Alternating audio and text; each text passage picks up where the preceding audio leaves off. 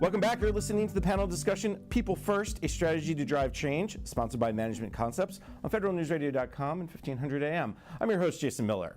My guests today are Tim Bowden, the General Manager of Consulting for Management Concepts, Sherry Merrill, the Executive Director of Product Management for Management Concepts, Anna Malden, the Product Development Director for Leadership and Management at Management Concepts, and Lahaja Ferrara, a Senior Human Capital Advisor for Management Concepts. We talked the last segment about the individual, and I want to move us over to the other side of the coin, which is the management side, the leadership side.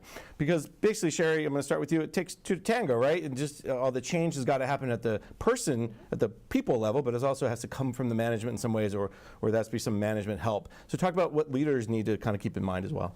Absolutely. I think a really great place to start as a leader is actually not that different than some of the places you start as an individual. You know, ask yourself as you think about change you've gone through, what would I have wished would have happened differently? How can I set my team up to be successful? You know, what challenges are they going to encounter? What are some of the elements of this that might be really different? Or what are some of the things that are going to stay the same? Essentially create a checklist for yourself of FAQs that you've asked or you have asked other people or have had people ask you, and pre-script some answers to those so that when your team comes to you, you're ready to help them navigate through this change successfully. Essentially put yourself in their shoes. Think about what they're going to want to know, when they're going to want to know it, and why it matters to them, and really be there to support them as they go through this change.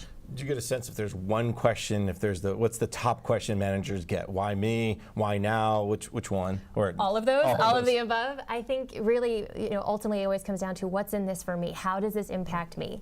And being able to think about that from their perspective is going to show that you've prepared them for this change and you've prepared yourself to help support them.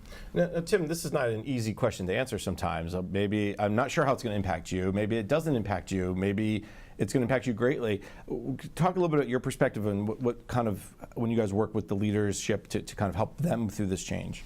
Yeah, you know, there's a couple core things. I think Sherry hits the nail right on the head with about being prepared and building your own individual leadership capability and readiness and the tools you need so that you can be ready for those questions. You know, it's no secret that change is hard, right? There's all sorts of studies that tell you that 80% of change management efforts fail. We did a study with Human Capital Media a few months ago where only 4% of our government respondents told us that they had seen successful change in their organizations. And we look at how leaders can prepare for that, and I really think it all boils down to thinking of the people first. So often people get left behind by leaders in a change or initiative. You know, you see the 80-20 rules or the 20-60-20 that change management practitioners talk about, where there's some notional group of your team that's going to support a change, some that are going to be ambiguous, and some that are going to resist. And we get so caught up as leaders in figuring out who's in what group and how do I message to that group. And really, the truth of the matter is, what group I'm in on any given day might be different than it was the day before, because change is different and we migrate through our experience in a different way. And so we like to talk about, what if you didn't really worry about what group someone was in or how you message to resistors versus supporters and advocates? And what if instead you thought about building an enterprise where everybody had the tools to succeed in a change organization? What if you used your change as an opportunity to create a people-centered workplace where things were measured differently, where people were encouraged and facilitated to tie their passions to the mission of the organization, and you began to create new ways of measuring impact? You know, there's so much interesting research going on in organizations like Mars and Zappos and Google, where they're finding out that it really is what's good for individuals is good for organizations, and what's good for organizations are good for the constituents they serve. And so as a leader during change, I think you really need to focus on building that environment where folks can connect with the ultimate end state, with their passions, where you measure things in a different way, and where you encourage people to show up in a way that brings their whole self to work so that they're ready and able to be resilient when the change comes. Lahaja, you were shaking your head there. You must have heard something that Tim said that you agreed with. Talk a little bit about your perspective, because again, taken from the HR hat. Sure. So a people-centered organization really is about the leader stepping away from the conventional notion of putting themselves first and their success first and putting the individuals first, and really helping them understand, the individual understand, how do their values connect to the mission of the organization. So there are a couple things that leaders can do, right? One of the things is helping individuals connect their personal values to the mission of the organization.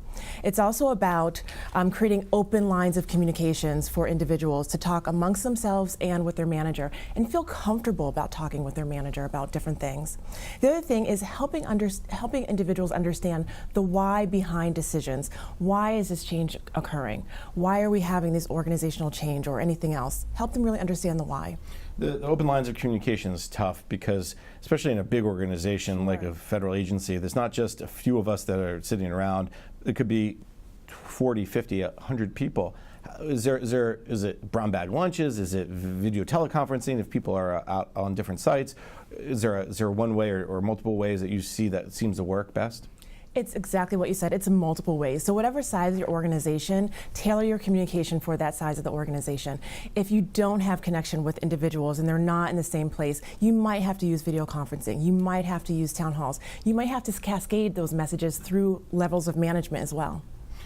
Anna, let me bring you into this conversation a little bit, because a lot of times when we start talking about management, there's all these excitement around, well, you got to do it this way, or you got to do it that way, or this is the best way. Yeah. You can name your process re-engineering effort. Yeah. What should leaders do to really see what works, understand what works for them or their organization? And there's a lot of cliches around that too, right? You pick up any kind of book and they've got the magic pill, the answer, that you can take and show up completely differently in the organization than you did yesterday. And I love that question because it's a bunch of bull, honestly. Leadership is about finding your personal style and being authentic. And if you can't show up and lead the way you want to lead with others, nobody's going to follow you. So if you're reading a blog or you're reading a new management book, find what works for you. Don't try and follow it, soup to nuts, but really find those practices that make sense for you. Because once you understand what motivates you as a leader and how you want to show up, you're then going to be able to talk to your team or your teams and help them find that for themselves. And Sherry, do you have to adapt sometimes your leadership style to your people? I mean, you have a bunch of introverts. If you're working with, let's pick on scientists, right, who like to work by themselves, versus you're working with people who serve the customer every day. Those are two different personalities. Absolutely, and it ties to some of the themes we've already talked about in terms of being adaptable, right? So it's hearing those themes, it's trying them, it's testing them, it's seeing what works for each different person on your team and being able to, I'll add another buzzword to the list, to flex your style, right? So to know what's going to motivate Anna compared to Tim, compared to Lahaja, and as a leader being able to identify those drivers, incorporate them into your style, and really integrate that into your day-to-day behaviors with each person on your team. And I think that is the key, to understand the people. There's no one size fits all, there's no magic pill, but understanding, okay, for Sherry, I got to do it differently than Anna. Yeah. We're going to take a quick break. When we come back, we can get into this last segment. You're listening to the panel discussion, People First, a Strategy to Drive Change, sponsored by Management Concepts on federalnewsradio.com and 1500 AM.